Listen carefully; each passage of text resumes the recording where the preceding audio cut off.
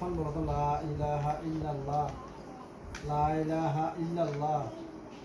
হ্যাঁ ইল্লাল্লাহ বলো, লা ইলাহা ইল্লাল্লাহ, লা ইলাহা ইল্লাল্লাহ,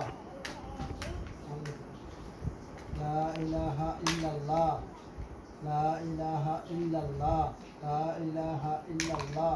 আল্লাহ আল্লাহ বলো, আল্লাহ আল্লাহ আল্লাহ আল্লাহ আল্লাহ আল্লাহ আল্লাহ আল্লাহ।